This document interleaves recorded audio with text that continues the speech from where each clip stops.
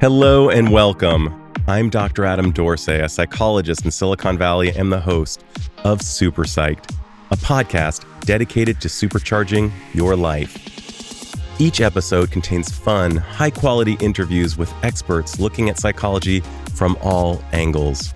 Super Psyched is your tool to get more of what you want in your life and less of what you don't. I am frequently asked about attraction and compatibility. So when I learned about a psychology professor at UC Davis named Dr. Paul Eastwick, who wrote an entire book on this topic, my ears pricked up. Paul's excellent book is called Bonded by Evolution: The New Science of Love and Connection. The writing is captivating, and he explores why we are attracted to each other and what, according to science, keeps us together over the long haul. I'm not alone in my love for this book. Science magazine referred to it as a book with riveting insights on the idiosyncratic, contingent ways real relationships develop. So listen in as Paul and I talk about how and why couples bond. Dr. Paul Eastwick, who has asked me to call him Paul, welcome to Super Thank you Psyched. so much for having me. Oh, dude, I loved Bonded by Evolution. Folks, you got to read this book. Probably one of the things I get asked most about is pairing and what kind of are the traits that increase the likelihood of a pair ending up together and staying together, which are two very different things. As I heard Pete Holmes in his latest special say about his wife, that her looks were the way in, but her traits were what kept him in. Yeah. And a lot of what is in Bonded by Evolution talks about attraction as well as the sustaining properties of said attraction. I'm just kind of wondering if you could talk about the traits that really matter when people are considering their mates. Yeah. It's a remarkably tricky thing to study because for a long time, what we tended to do as researchers, right? I'm a researcher who has studied this topic. And in the past, we would give people like lists of traits and we would say, oh, rate how important these traits are to you. And people can do that. People are very happy to do that. They're happy to tell you that they really care about attributes like honest and understanding and supportive. And they'll tell you, oh, we care a little bit about things like ambition. And they really don't want somebody who's emotionally unstable, who is anxious, and who gets upset easily. And this is one way of thinking about what the traits are that appeal to us. And there's a lot of value in that. But what we started doing a few decades ago is we started asking, all right, but what if instead I didn't want to tap into your theories about what it is you like? I want to look at what you actually like, whether it's in an initial attraction context or it's in an ongoing close relationship. And the way we would do that is we would get people to evaluate either somebody they just met or even like an ongoing relationship partner on those same attributes, and then use those attributes to try to predict things like, are you attracted to this person? Do you want to go on a second date? Do you want to go on a third date? Do you want to be in a long-term relationship with this person? Are you satisfied being in a long-term relationship with this person? And when you do that approach, you get some similar answers and some different answers. I think it's interesting that attributes like supportive really end up mattering quite a bit. Both ways of looking at it. You ask people, they'll tell you supportive is important. You look at how well it predicts relationship satisfaction. It's a pretty strong predictor. So feeling like somebody has your back, feeling like somebody's going to be there for you is pretty key. I think it's interesting, too, that with attributes like finding somebody sexy, thinking that they're a good lover, that's another one that we ask about. People, when you ask them in the abstract, they tend to downgrade those traits a little bit, but actually they kind of matter a lot. And it's not just early on, right? People in ongoing relationships feeling like you are attracted to this person, you find this person sexy, you think they're a good lover. Like, these things matter quite a bit. Now, that's different than somebody being consensually rated by other people as sexy and attractive. That's a whole different can of worms. But when it comes to how you feel about somebody, the traits that you think they have, yeah, it really matters. Both that you think this person is supportive, they've got your back, and that they're hot and you find yourself attracted to them. You know, that whole idea of perception is the big thing, and the subjective experience. I love that Emily Nagoski, one of her basic tenets is don't compare your sex life to someone else's, because that's irrelevant. What matters is how do you feel about it? And what Esther Perel says, and I know you cited her in your book as well, was she said something to the effect of sex is something that couples do. And when I hear of couples who have sexless marriages, it can be a real missed opportunity, barring certain things that might be causing it. But if it would otherwise be able to be in play, there are problems when it's not, and that it can be underemphasized, particularly when children come into the scene and other priorities appear to, for lack of a better term, let's just say block. There's often a term that's used that rhymes with block before it. Block people's sex lives, but that maybe those blocks actually do need to be removed. And to borrow again from Esther, the idea is to put a sex date on the calendar and find time for it, even if it feels forced for the first few minutes because you've come out of something disgusting like changing diapers or doing your taxes. Yeah, I think this speaks to a common misperception that people have, is that there's like this huge gulf between what it's like when you're initially drawn to somebody and what it's like when you're in a relationship with them. That we think that like, okay, the early phase, that's like all this sexy stuff. And then that's what pulls you in the first place.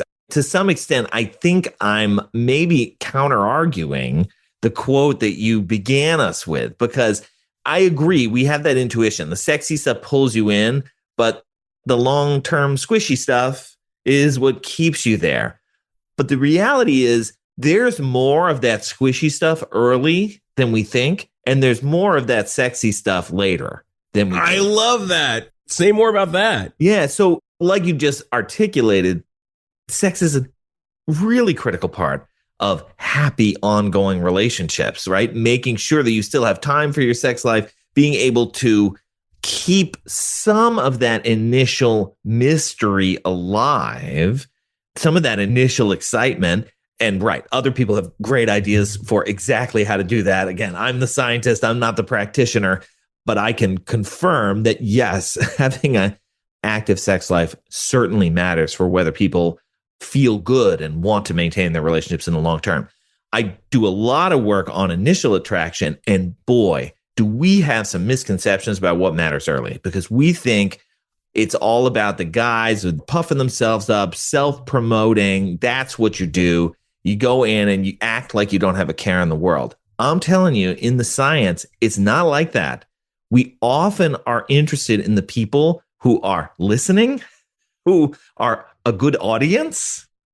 We are interested in people, and this one's a little bit of a shocker. This is not my research, but it's research showing that people who maybe need a little help, we're more drawn to them. And yes, that's true for men and women. One of the sexiest lines ever documented in a scientific paper is, I'm having trouble picking a bottle of wine. Could you help me with this? Okay. When a date says that, both men and women are like, oh, I can help you with that. And I seem to find you a little bit more attractive as I'm doing so. So this is, I think, a common misconception that having a little bit of vulnerability, not seeming like you're there to self-promote and just impress, can actually be a very good thing when you're first getting to know somebody. That's brilliant. You know, I asked James Cordova, who teaches psychology over in Worcester, Massachusetts. I love that guy. Okay, sorry, I had to say it with my Bostonian accent for you. I told you I wouldn't, but here I go. Anyway, I asked him I approve. And obviously, eroticism and intimacy are often conflated, but they are very different ideas. We get a very erotic experience and not an intimate one without an erotic one. I asked him to define intimacy, and he said that it is vulnerability met well. And I think about what you're saying and what's known in our biz as the Franklin effect, something attributable to Benjamin Franklin, that he found that he could convert an enemy to a friend by simply asking a favor, just like, hey, can you help me choose a wine? It's amazing. It's amazing how this works. I think this is a good illustration of when we have live interactions with other people. And this gets to another one of my hobby horses with everything that is wrong with the lack of interaction that we experience today. But when we're having live interactions with people, we want them to go well. That means we want to be helpful. We want things to go smoothly. And many times those desires pull us in a good direction when we're actually interacting with somebody face to face. Now, I think sometimes when we're rushed and we're in the online dating shopping mindset and we think, I'm not here to have a pleasant interaction. I'm here to evaluate you.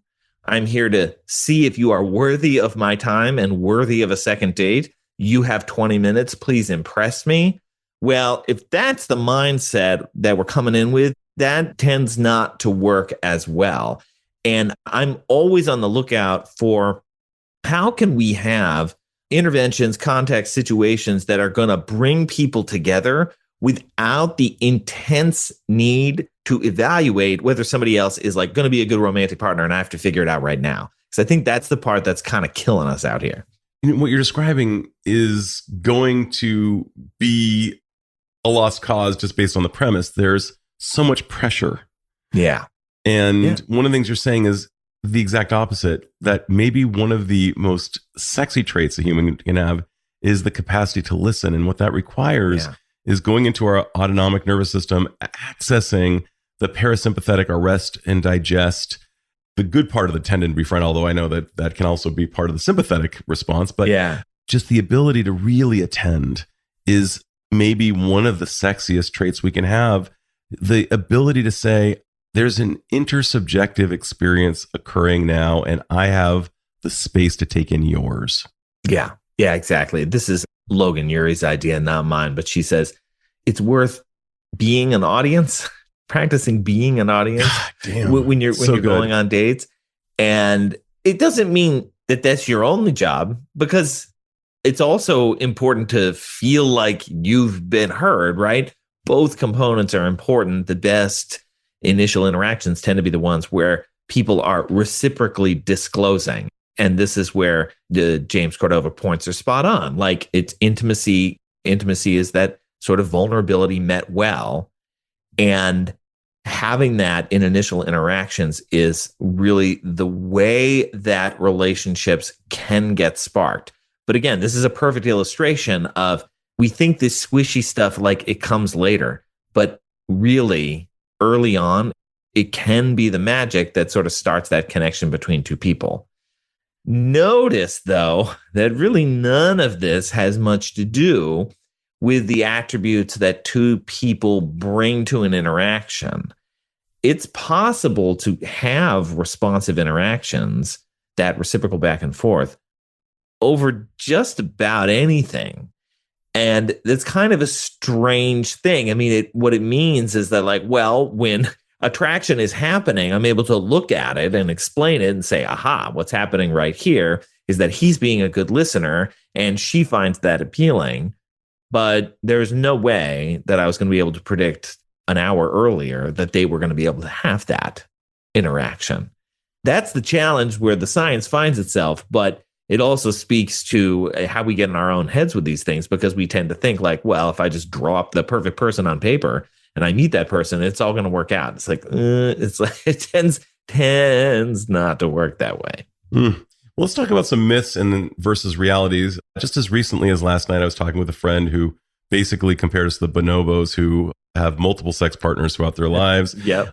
And I remember coming across some data that really deflated me back in the 90s, that we as humans were not really wired to be monogamous, and that certain animals may be, and that certainly humans were not.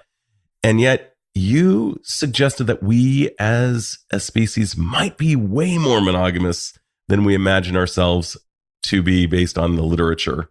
Yeah. I was wondering if you could share that, as well as some other misconceptions versus their truths. Yeah. Okay. This is a great one. And I like to sort of come at it this way. So rather than the argument about, like, are we monogamous or not, what I confidently will declare is that we are a species who bonds with each other. We form attachment bonds. We form attachment bonds that are platonic in nature, but we commonly form romantic and sexual bonds with other people. Those romantic and sexual bonds do not always last for one's entire lifetime. Sometimes they last for a very short amount of time. Sometimes they last for a medium length of time. But when we are in the throes of those experiences, we often do not wish to be having sex with other people. In fact, we seem to have a whole host of motivated biases that lead us to believe that the person that is constantly on my mind and the person that I feel this intense affection toward, actually, they're like the only person that I'd want to be having sex with, and everybody else is terrible compared to this person. Now, these feelings don't last forever, but in many long-term relationships, they take different forms. Forms like, I think my partner is better than every other partner out there, and I tend to think that other alternative partners who might come along and be into me, I see them as being less appealing than they actually are. So for somebody to come in, on average now, and poach me away from my current partner, they're having to overcome two major shortcomings. The fact that I think my partner is super awesome, better than other people do, and I think you, interloper, are super lame compared to what other people think. So it's quite a hill to climb. Is it impossible? No, it's not impossible. Many people do overcome it. One relationship turns into the next. People commit infidelity. It certainly happens. And we can talk about sort of base rates. But I have to push back because Chris Rock has a great joke about this. And, I can take a lot of my wisdom from comedians because I do think they do reveal very pithy truths. Yeah. But he basically talks about the novelty of new. Yeah. And I'm not going to use the terms that he uses, but let's just say that's probably smart. But let's just say that he basically, obviously speaking, with different words, novelty of new. Yes. Got it. Yes. Okay. So it's interesting because I get this idea. I get what you're saying. Here's a good example of the kind of study that looks at this that I think maybe illustrates both sides. Again, these are not studies conducted by me. These are conducted by some researchers at Florida State. And what they do is they have people engage in a task, people who are all in a relationship, but their task is to fantasize about having sex with somebody that you'd want to be with if you weren't with your current partner. Mm-hmm. Okay, so whoever's next on deck. Not a hall pass, but if you weren't with that person. Right, exactly. But somebody you actually know. Like, we're not talking celebrity. This is like a real person. Okay. Got it. What would it be like to be with this person? Yeah. Okay, got it. Okay. So you have the fantasy about that person, and then they ask you, okay, how like sexually turned on are you by that person right now? Okay. And after you've had this fantasy, you are more turned on by this person than beforehand, than if you hadn't had this fantasy. Okay. Very good. So let's call that the Chris Rock hypothesis. There it is. Okay. But what's also fascinating is then they say, how turned on are you right now by your current partner? And that goes up just as much. That's wild. Yes. So this is what I mean by like these biases that we have. It's like we're fantasizing about somebody else and bang, that fantasy rebounds onto our current partner. Now, this is dangerous stuff to play with. I would think in this real is life. A little meth-like. Yeah, right. Right. So you got to be careful. But again, what these biases are often designed to do is they're designed to get you to kind of not play with fire in the first place, right? You don't go out for drinks with the person that you think is pretty hot, that people will be less likely to want to do that in the first place to the extent that they feel especially in love with / committed to their current partner, right? Those are the kinds of motivated effects that we tend to see very commonly. Hypothetically, if woman watches movie with her husband and husband sees somebody super sexy on the screen, or wife sees somebody super, I'm using heteronormative example here. The likelihood that they'll look at the other person after the movie and feel a bit horny for their partner may go up. Yeah. That is exactly what I would predict and exactly what these studies. And what about the opposite? Let's actually imagine we put two people in neuroimaging studies and we ask them to imagine their partner with another person. Does the jealousy cause them to become perhaps more possessive or turned on, or perhaps the opposite? Does the testosterone go down? Do they feel, even in the thought experiment, a sense of betrayal? Yeah. Or does it depend on the person? That is interesting. This is one of those, like, I have the sense that somebody has done these studies. I do too. Okay, maybe that's... But it's a good question. The jealousy tends to be a real mixed bag in the sense that you can imagine it having those kinds of effects, but often when people are reporting on surveys and things that they're feeling jealous about their partner for XYZ reason, it just kind of predicts bad stuff. I mean, you see out there ideas that like jealousy should be adaptive because it should get you to do things that bring the partner closer, bring the partner back, that you do to preserve your relationship. That's the theory. The evidence is not great that that's actually what happens, because it just, in many cases, can cause people to spiral. So using a jealousy to try to get your partner to be into you, not as good as, hey, I know you're super into Brad Pitt, so yeah, why don't we go watch F1 tonight and then see where the night takes us? That would be my recommendation. That's pretty great. And I've often wondered it would be like to be Brad Pitt or his partner, having that much attention thrust, no pun intended, his way, because my God, the burden for both parties, for Brad and partner. I can imagine that he wears all types of costumes to hide himself so that he doesn't have to deal with that. I'm sure that's right. And look, there are many predictors of infidelity. Who is more or less likely to commit infidelity? The stronger ones tend to be features of like somebody's context or things in the relationship. Like when things aren't going well in the relationship, that predicts that people are leaving the doors open for another relationship to come in. But again, from my perspective, now to go back to sort of the evolutionary argument here, the fact that people have one relationship that might transition into another one and have some overlap in who you're experiencing desire for, that does not negate the idea that we are a pair bonding species. What I would call us is that we're a serial pair bonding species who do not always cleanly end one relationship before we begin the next one. Here's another useful data that I think keeps a lot of this in context. So sometimes we look at other species who have, similar sort of bonding, pairing dynamics. No species is exactly like us, but we can look at the small handful of other mammals who do a social monogamy pairing off kind of thing. And when we look at how often we see offspring are not sired by the male partner, right, the purported father, those numbers can be very high, 40%, 50%. It's very, very common that there is some sort of dalliance on the side here. And when you look at birds who have these kinds of arrangements, that number can be as high as like 15 or 20%, right? That the clutch is sired by a different male, not the bonded partner.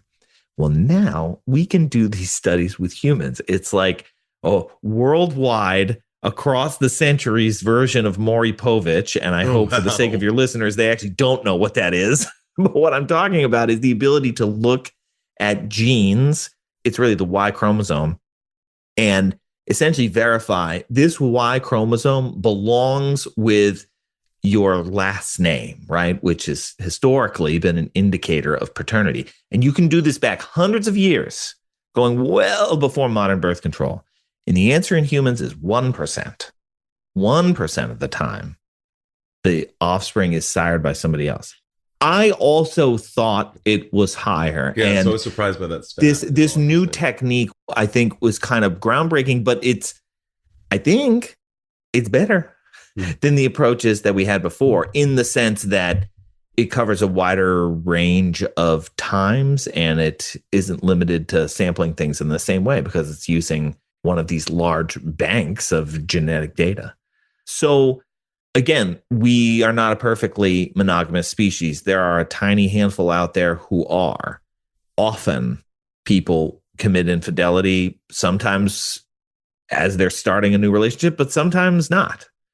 And that's all very important. But I just like to keep it in that context of we're also a species that bonds and engages in all this motivated reasoning that helps to explain why infidelity is as uncommon as it appears to be.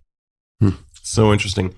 I smiled a lot as I was listening to your book because there were just so many pieces of research that you threw my way that either I didn't know about and fell in love with, or things that I had never really taken into as much consideration as I should have that are so salient in the dating and sustaining of relationships, one of which it was related to your friend zone moment, except it was different. It was the idea of mixed gender friendship. Now, I remember giving a speech at my friend Lisa's wedding, and she's a very attractive woman. She and I have never had any kind of attraction for each other. And I announced, we were like Will and Grace, except I was straight. Yeah, and it's the best. And she was like, so and she's remains a really dear friend. Just one of the most important people. But having had female friends, straight and non-straight female friends, who've been able to kind of show me behind the curtain, what is it actually like to be a woman and to really hear their experience. You cited some stats that suggested that guys who have had that experience, or women who've had that experience, are more likely to have better long-term relationships. And I was wondering if you could talk about that. Yeah. So these studies are often done with younger folks, with adolescents, as they're sort of navigating dating dynamics, kind of figuring out how the whole thing works. And one of the stronger predictors of the likelihood that somebody's going to be in a relationship a year in the future is, do they currently have more rather than fewer mixed gender friends? Now, these are studies that are commonly conducted on heterosexuals. So, as a young man, having more young women who are in your friendship network predicts that you're more likely to be paired up a year from now. And it's not necessarily because you're going to date them exactly. I mean, you might, but it's often because they're part of this, like the social glue, the social connections that form these tethers that pull other people in closer. So you end up meeting their friends or like their friends of friends, and you're likely to hit it off with one of them. I host a podcast with Eli Finkel called Love Factually. So we talk about how these dynamics play out in movies.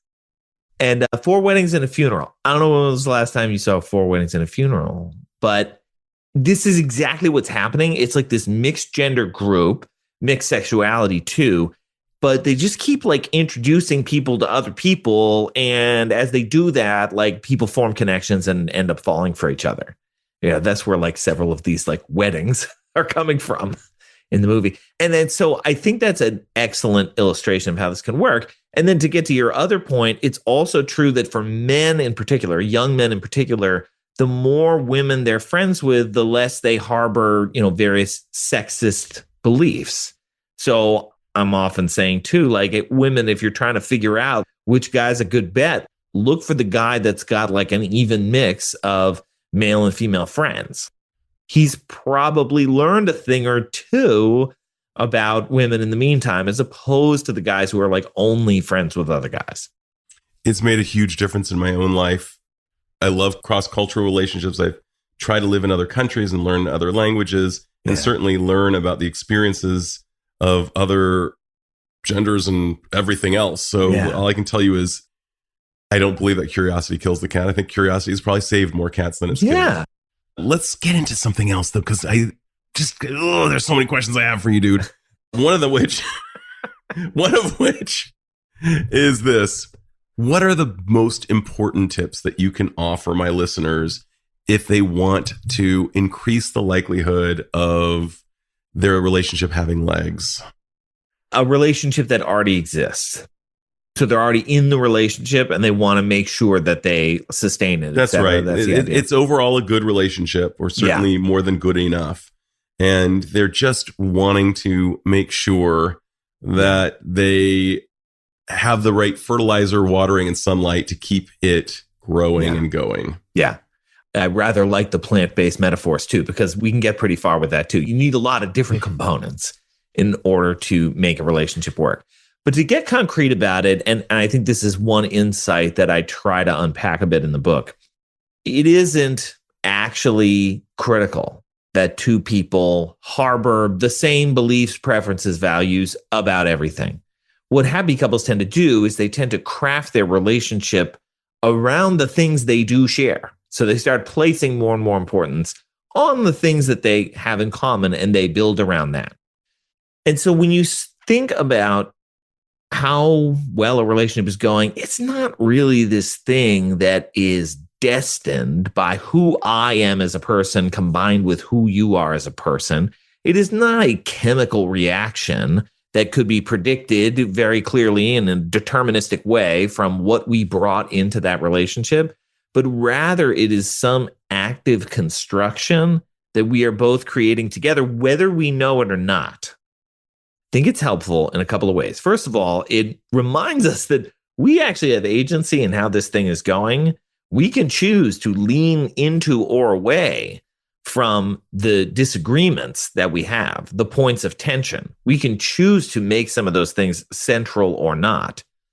Where I think a lot of couples do get into trouble is they don't quite realize how sometimes when things are starting to go wrong in a relationship, that's not due to some fundamental deep incompatibility. It's about a pattern that you've created that actually probably served you well for a long time and is no longer serving you well. And it is worth having a little bit of meta awareness. Why are we having this interaction again at this time? Why is it that this issue seems to come up right now, which is about the worst time for us to have this discussion because I'm trying to get a meal on the table and you're trying to get the kid in the bath and blah, blah, blah.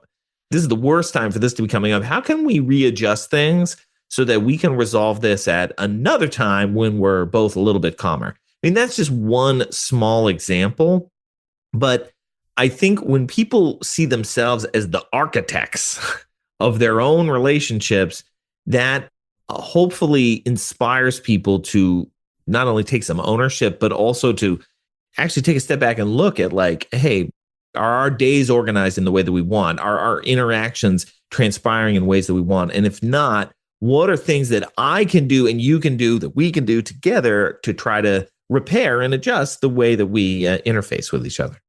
Love that. And it's very much corroborated by Harville Hendricks, who has basically created a school of couple therapy called imago therapy. And the first question that must be asked before a potentially challenging conversation is now a good time? Is now a good time. Yeah. Because he recognizes that communication can be a very dangerous thing.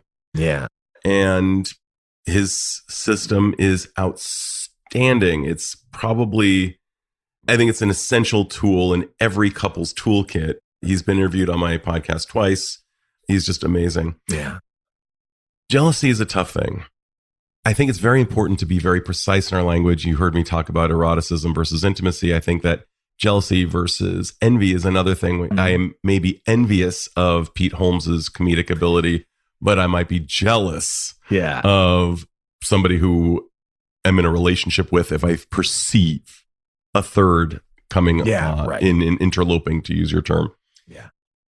And yet, one of the growing areas of research and consideration is the notions of polyamory and consensual non-monogamy. I attended a consensual non-monogamy course and was curious because I've heard a lot of people entering polyamorous relationships, thruples, etc. I have not heard personally or clinically of a single long-term success in the way that I would determine it over 5 years. Oh, interesting. I remember raising my hand during the continuing education course and asking the expert, can you tell me about some cases of consensual non-monogamy that have worked long-term? And she just kind of looked astounded and said, no. And so I'm wanting to know, given how we are wired to bond and attach, how does this supposedly growing element in the world, and I'm not throwing any shade this way because I want to honor all forms of love. I've just not seen it work. And I'm curious to know, have you? Well, I can speak to this in a couple different ways.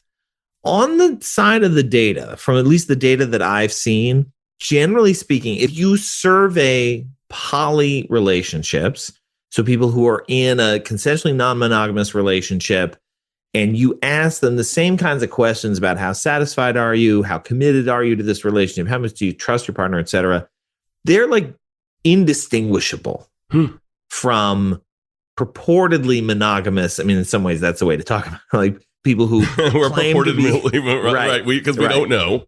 Right, because we don't know. But they're pretty indistinguishable on those kinds of measures. Where the major differences show up is on things like jealousy. So how jealous would you be if you thought about your partner with somebody else? Poly people, they're not at zero on this. They're like a little bothered by it, but not to the extent that people practicing monogamy are bothered by it. They would be quite bothered by that idea.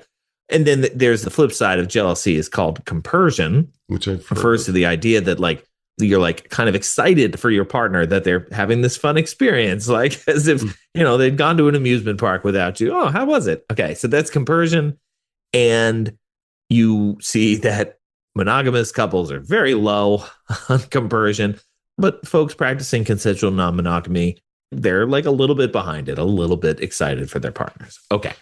So in terms of like predicting long-term outcomes, I would imagine that things would be pretty similar on the whole, at least for people's, you know, very commonly in polyamory, people have primary, not always, but sometimes have primary and secondary relationships. But those primary relationships, I would expect to have the same long-term outcomes as people in monogamous relationships. So that's my understanding based on the data.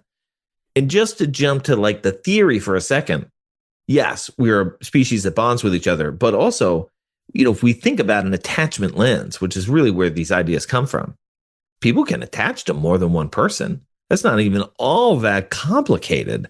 I mean, if we think about children attach to multiple caregivers, that's totally fine. They have a different relationship with each caregiver, right? Those caregiver relationships are not the same, and the child might be avoidantly attached to one and securely attached to another, but those are genuine, real attachments there. And I think to an extent, that's kind of what polyamory is leveraging for people who are successful at navigating the jealousy issues.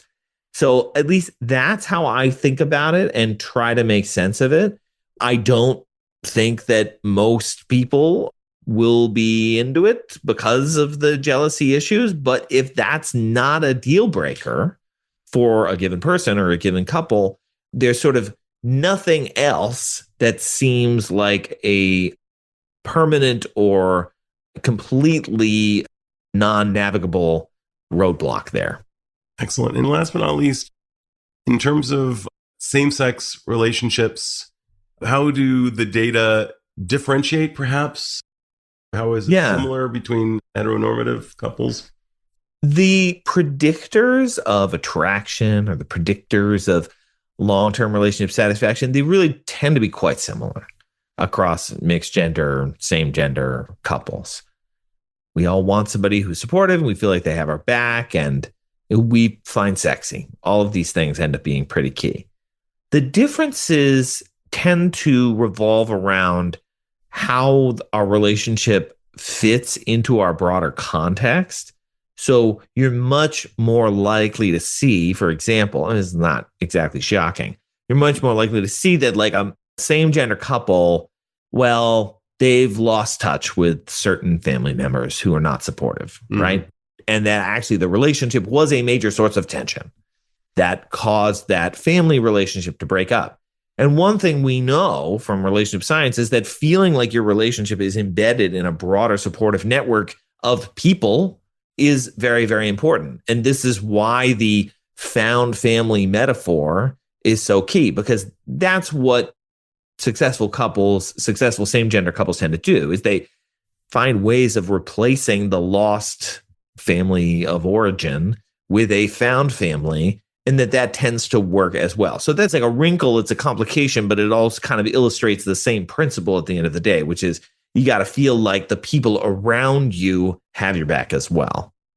That's amazing. And one of the things I'll just cite, just for the sake of time, just listener, one of the things you'll see in the book, you talk a lot about some of the toxic masculinity that's going around, as well as incel. And by the way, an incel is a generally male who is known as an involuntary celibate, referring to a subculture of individual, particularly men who are not having sex involuntarily. Its origins, which were actually, I did not know, were from a lesbian woman who felt like she was undateable, and how she took responsibility for it versus the incels of today who are now externalizing it to disastrous outcomes, including violence. You also talk about the ideas of how people present themselves on dating apps, and that perhaps the best way to meet someone is actually by hanging out with groups of people the way we used to. And I thought that was, that just made me smile. I mean, I really am like old man shakes fist at class, but like people, we used to hang out in groups. We used to hang out. Right.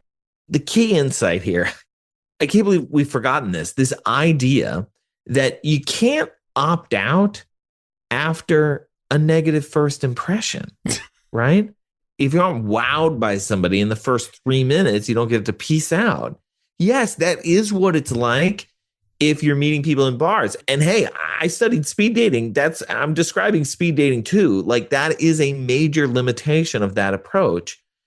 In the old days, you used to hang out in groups repeatedly where you were going to see these people again, whether you wanted to or not. And these avenues still exist in many major urban contexts. You can take an improv class. You can join an intramural sports team.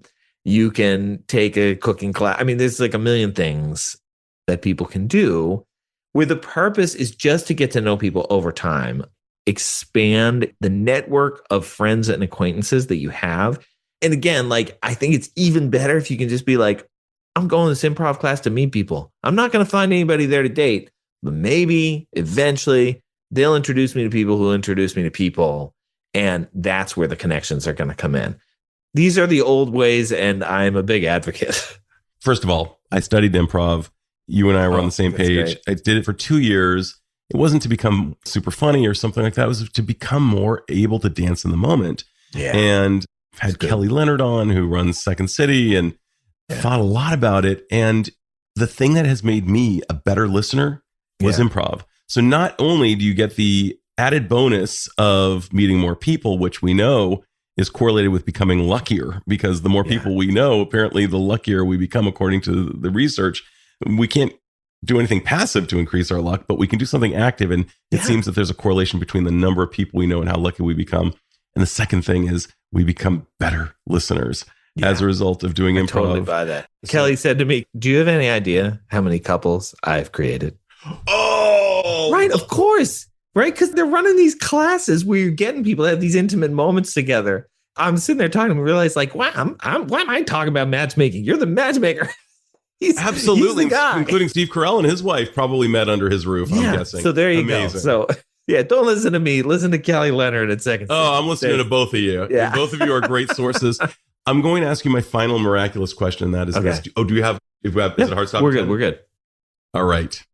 Paul, if you had the magical powers to confer upon all humanity one sight or skill that would dramatically improve the lives of the individual, as well as perhaps, since we are all connected, society at large, what would that insight or skill be? And how do you imagine it would impact the life of the individual as well as society at large?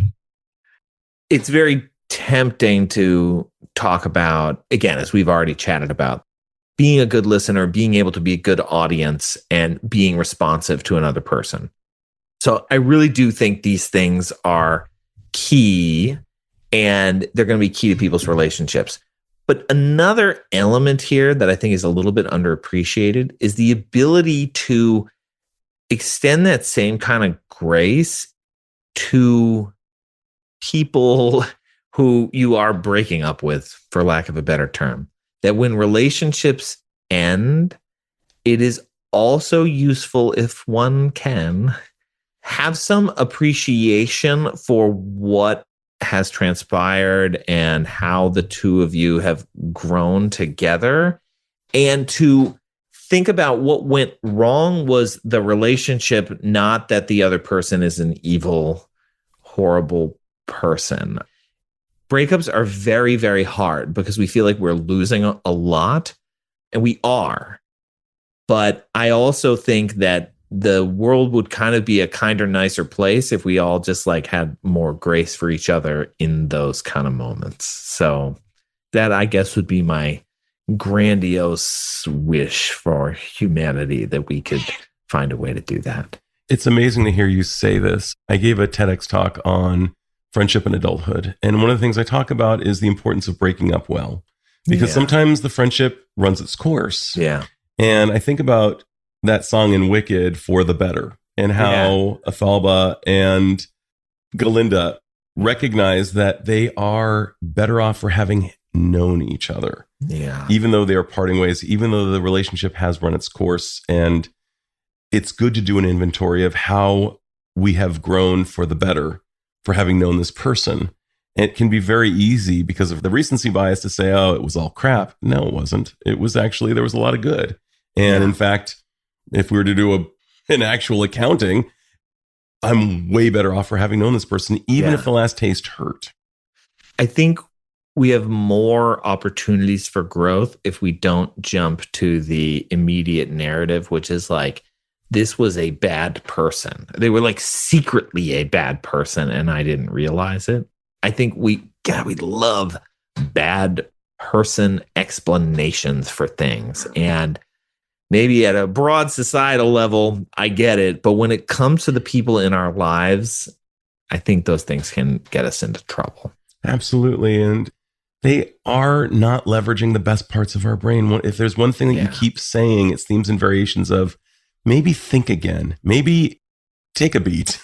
Yeah. And don't necessarily just go with your first impression, as you said about in the data sphere. Right. Like maybe you find out, wait, that person's way more interesting, and they were just a little socially anxious when they first met you, but they turn out to be actually like this would be the best scenario. Yep. Exactly. My man, I've had so much fun. And I will say, as one who met my wife we met when we were 8, and we both had misgivings about each other throughout the years. And I'm just so happy to be with her. I'm glad that the first impressions did not prevail. And I'm grateful that you've decided to dedicate. What's that? They often don't. Right. And I'm so grateful that you've decided to dedicate so many of your brain's electrical impulses and your heartbeats to writing Bonded by Evolution. It's an incredible book. I recommend that all of my listeners get it on Audible or in the written form and check out your work. It's just a delicious read. It's so much fun. Oh, thanks. And your brain will just thank you for the ride. And it's been great being with you, man. Yeah, I'm delighted. Thank you so much for having me. This is Dr. Adam Dorsay thanking you for listening to Super Psyched. If you know anyone who might like it or who might benefit from listening, share it. And if you like the episode, please hit subscribe.